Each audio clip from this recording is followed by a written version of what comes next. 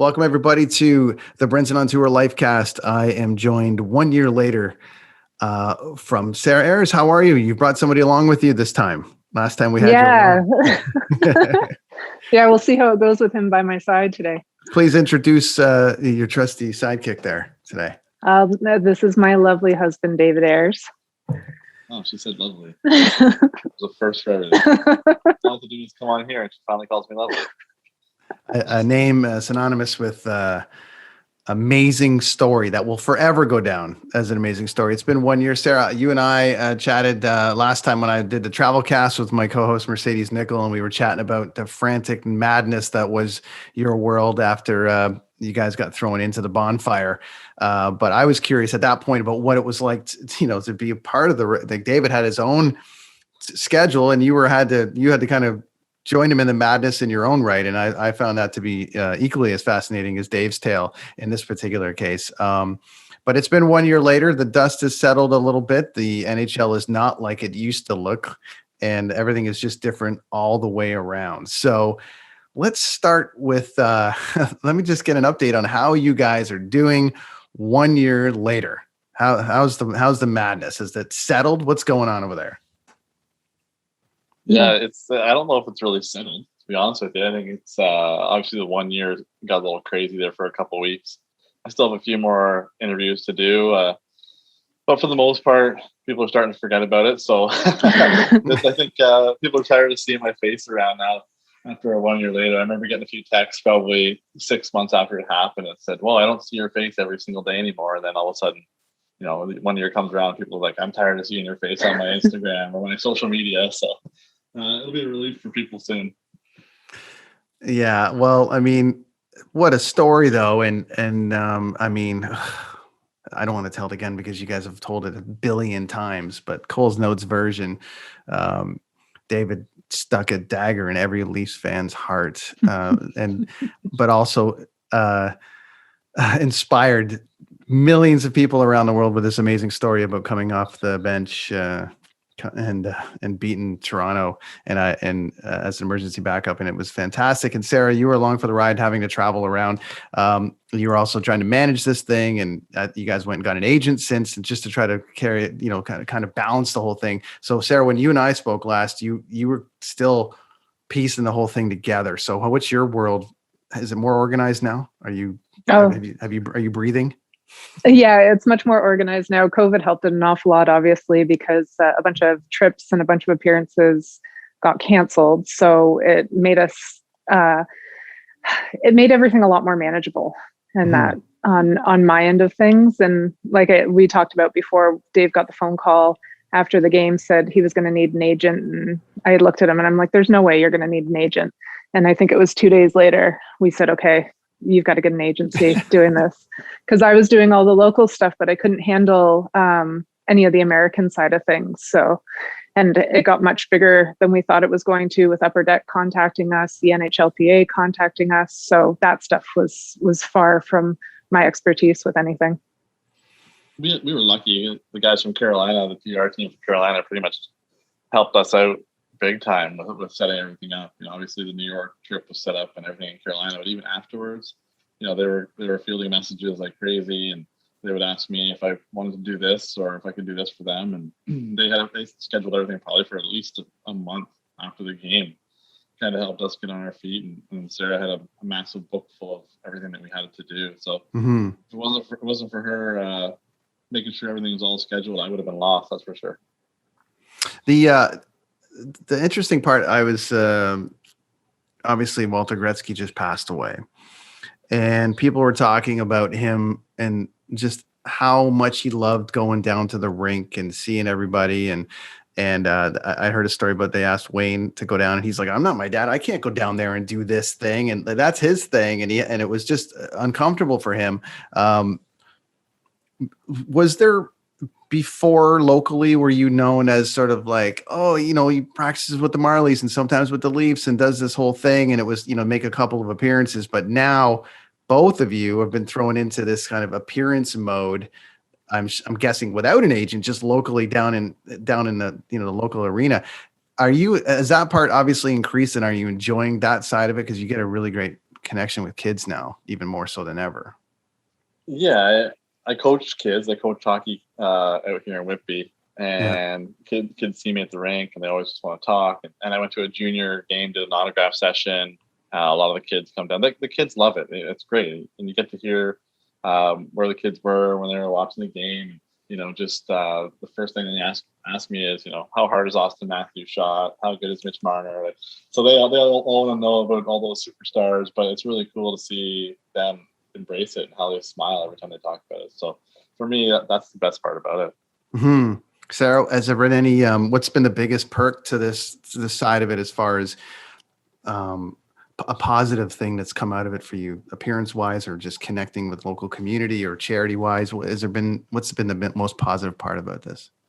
I honestly would say the most positive part is going to the kidney side of things, where we've had people reach out, people who are waiting on a transplant list, or they're on dialysis and they're scared, because it's one thing, Dave and I were talking about it, to be told by the doctors what's going to happen to you, somebody who's waiting for a transplant, but to be able to talk to somebody who's had a transplant, which is Dave, because a couple of people have reached out to both of us, and then I send them over to him, and he sits there and he takes the time. There's one young girl out in Kitchener who's been really, really scared about a transplant, and he's walked her through an awful lot of it and helped her. And I think it's just seeing how he's able to give back with all of it. Like, he's been that person all along, but he can do it on a much wider scale now. So I think that has been the most positive thing out of all of this. That's got to be, how often did you tell your story before, David, as far as the kidney transplant versus telling it now? And I got to think it's an amazing feeling to be able to tell that every day. That's one of those stories you probably don't get sick of talking about. Yeah, definitely not. And like Sarah said, it helps a lot of people. There's a lot of people that realize, what I did after transplant. They had no idea. First of all, some people had no idea that I practiced with the Leafs or the Marlies. Some people just knew that I had a transplant. I did some things with St. Mike's Hospital where I had my transplant. So I talked about it a little bit before that game, and obviously since that game, and everybody's found out that I had a transplant, it's exploded. But it's a lot of fun to kind of tell my journey. It's different now, the way transplants go 16 years down the road, but just kind of tell people how I got out of the funk that you get in when you need a kidney transplant. You're sitting there waiting, and all that, the unknowns. So for me to be able to kind of help anybody out and get them through, like Sarah said, the one young girl was really struggling, and I got a message from her the other day. Actually, she said, mentally, I'm ready now. I know that I need to do this, and I'm ready. So I talked to her quite a bit, and I like to think that some of the things I said kind of helped her out. I'm assuming you have 3 cell phones. This is the if you need me, call me. This is the agent one, and this is for you and Sarah when she's like, hey, if you're out, you need to get some milk. There's probably 3 things going on there. That must be a great feeling, though, to be able to share that and just say, this is the hotline. You call me if you need me, or if you text or anything. And then one of the best stories I had from that was when we were in Saskatoon, and they did a lineup after the Rush game, lacrosse game, and there's a girl, she might have been in her 30s.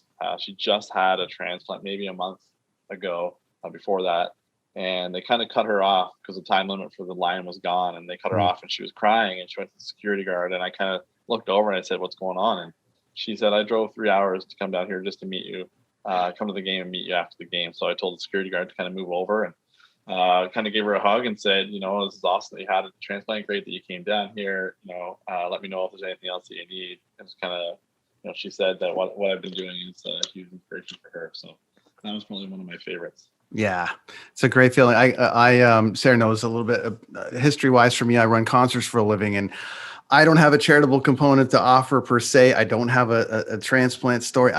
All I can do is try to make people have a better experience. And so I like pulling people from they go find kids and moms or that are way up in the rafters that can't be on the floor. They just can't afford to be, and then bringing them down and seeing the look on their face, and then see, oh, this changed, and then getting those stories like, oh my, like actually, you know, we saved all of our money to come. My son's going through cancer, or this, and this is the only thing that's making us smile right now. So I mean, I enjoy doing that on just from within the capacity of I have the ability of doing that. You guys being able to, I guess, offer that full time, waiting in line for that person, and really making their day. I mean, has to make all of this worth it over the last year, especially. Yeah, you know what? I always say a lot of people can play hockey, you know, or Canadians, and most of the majority of the people that play hockey here, and a lot of guys can play, and a lot of guys have made it to the NHL, and you know, I was lucky enough just to get there, but I think, you know, being able to do what I've done after the NHL with the Kidney Foundation and organ donation in general has been more of a success for me than being able to play that game. Sarah, when we were talking about the travel and the madness, so before that, it was, I'm sure you guys were in a routine, David, you were, you know, practicing and everything was going on. And then you had all the travel that had to go by about it. And then the world shut down and there was no more travel. So you became a seasoned veteran as far as traveling and getting around and getting to these places. And then it shut down. So did you welcome that kind of break given the madness, or were you kind of feeling like, oh, we were just getting momentum going and then it kind of shut down and then we're going to have to start over again? And then you were telling me about how crazy, like, we got to go, we got to go, we got to go, we got to go. And David's like, we got to go. And you're like, I'm not ready. Like, you were on your way to becoming a vet. And now what? Now you're back to square one, I guess. Well, yeah, now we have to learn it all over again, I guess, the whole travel process. And it was like, I was to the point I was then comfortable with traveling on my own, because normally he's got to hold my hand through everything. And I think we talked about it, where he's the one that makes sure the tickets are ready, like what windows we go to, everything. Like he's got this down pat, where I'm a squirrel on cocaine pretty much when it comes to figuring out where I've got to go in an airport. But we welcomed the calm a little bit, because it did get really, really nuts for a little bit there. And then you kind of hit the downside of things, where you get in a bit of a funk. Like we were wondering how, when they turned around and said, okay, listen, we're going to shut the country down for 4 weeks. We thought there's no way in hell they're going to be able to do it. And I think what bummed us out the most is he had a ton of golf tournaments booked. Right. So it was looking forward to Carolina. What's the course in Carolina? Pinehurst #2 in Carolina. Yeah, I had us going down there. Oh, and so it was like, I don't know, that part was really, really hard to deal with, I think. Yeah, you just get, the traveling's fun. You know, obviously 2 weeks after the game, I think we slept in our bed maybe a couple nights. We're in hotel all over the place with it, and I love it. And like you said, we had a lot of things that we were going to do, but when it shuts down, you're like, oh, this is great. You know, I get the chance to relax. Then you're like, man, I want to travel again. This isn't fun sitting at home anymore. Let's get going. But once they open everything up, we'll be rolling again. Are you getting a chance to, I mean, has it been busy otherwise though? Did I hear you guys moved? I know obviously we want to get to the movie instead of some other stuff that was going on with that, but I'm guessing you're filling the time. It's getting a little bit nuts. Yeah. Yeah. You know what? Every single day something comes up and somebody asks for something. So that's a little bit of something to do. But you know what? Our routine now is, you know, maybe a drive to Tim Hortons in the morning. We both work from home. So it's a little bit of working from home, and then maybe go out at nighttime to the grocery store just to get out of the house. And we put a gym in the garage with AstroTurf and all that stuff. So that's another one of our daily routines, but it gets stagnant after a while. Are you now that the NHL is back in some form, are you able to be a part of that, or no? Are you able to practice with them, or it's not part of that? I'm cut off from so the emergency goalie thing is gone. Yeah. And because I had because I had a kidney transplant, my immune system sucks, right? So they don't want me anywhere near COVID. So I'm kind of looking at it from here, and my goalie equipment kind of stays behind me until I decide to go out once a month and try it on, and that's about it. All right. So there's been movie talk. Obviously, I've heard the announcements about it. We've talked personally, Sarah, about it, but how much can you let out of the bag on the movie side of it, as far as what's happening on that front? You let me go with this one. Yeah, So we're in the writing process right now where they're selecting the writers. It was a big, long drawn out process in order to pick which production company we were going to go with. And we sat there and listened to countless spiels on who we should pick and why we should pick them. And we both sat down and talked about it. And Dave was dead set on James Corden doing it.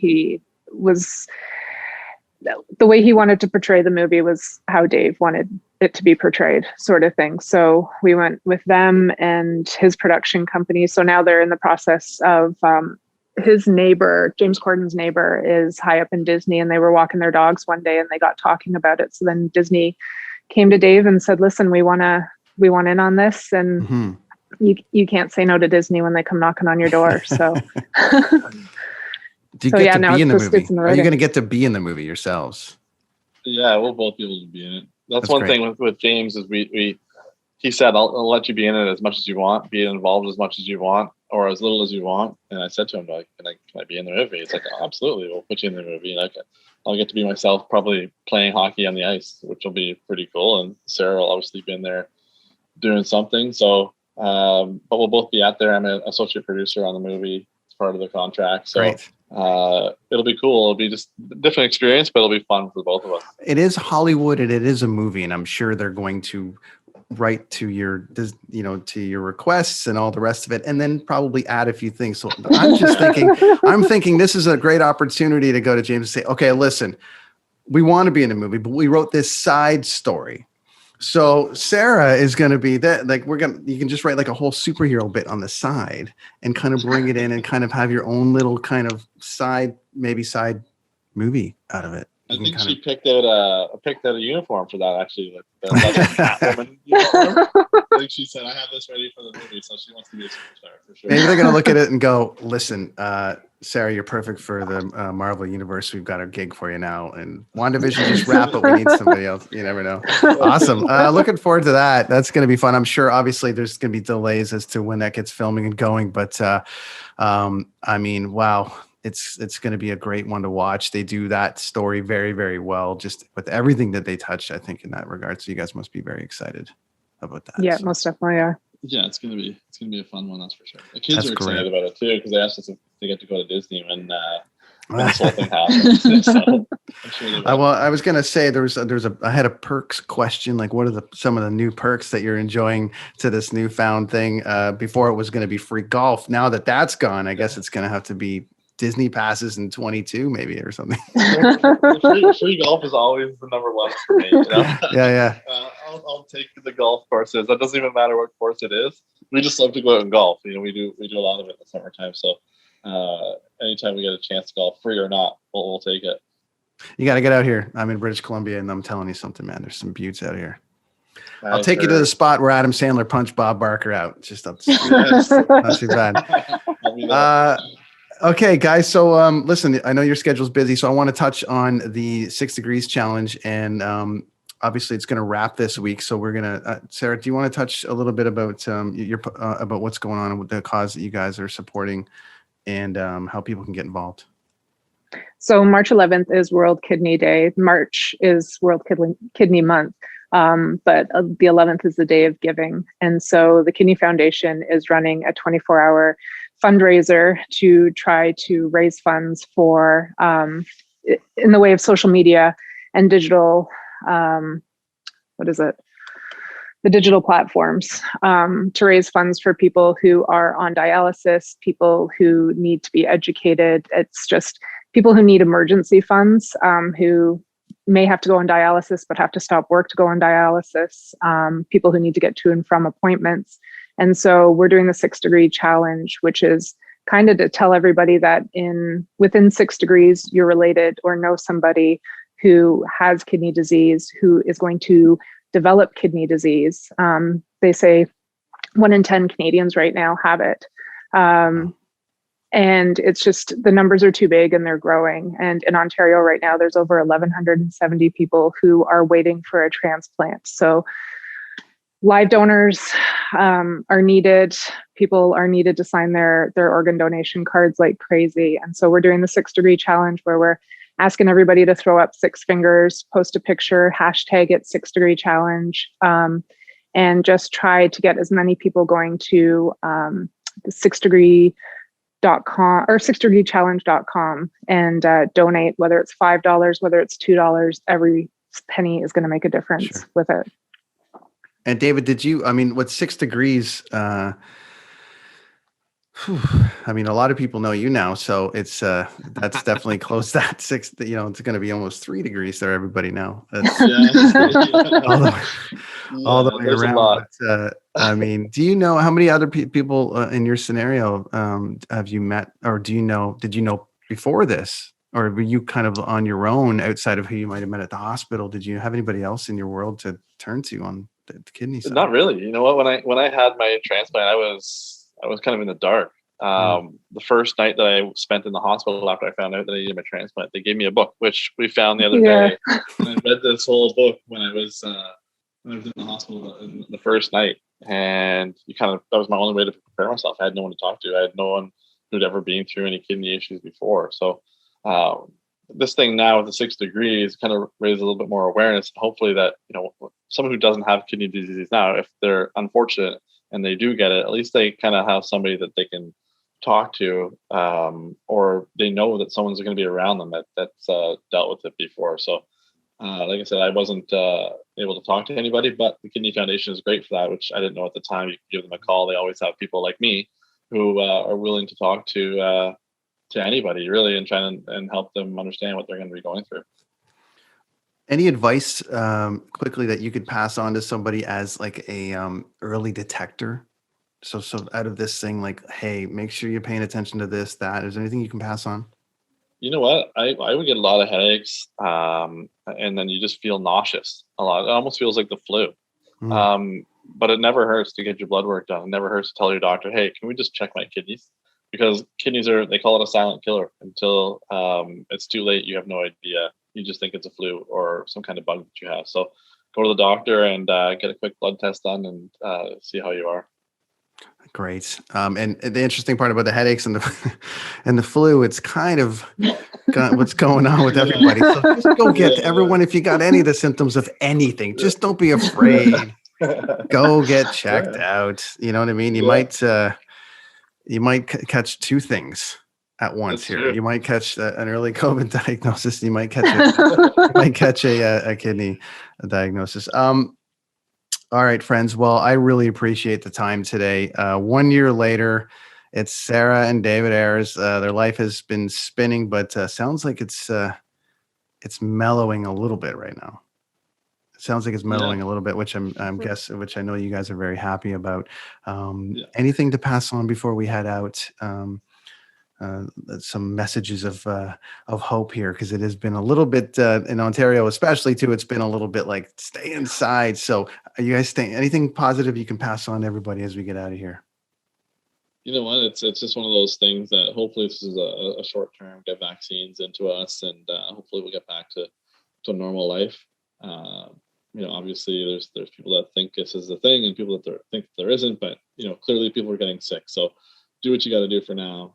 And then, when everything clears up, we'll be back to enjoying life how we're supposed to enjoy it. So follow some rules, and then we'll have some fun after that. Sarah, it's International Women's Day, and you are a super inspiration for women all over the place. So you get the final word. Why don't you inspire, some women right now? And it can be something as simple as like, don't forget an extra, like, pack properly, like whatever it is, whatever advice you want to pass on. But what's that? Is it the packing the underwear in your suitcase when you forget everything else? You know what?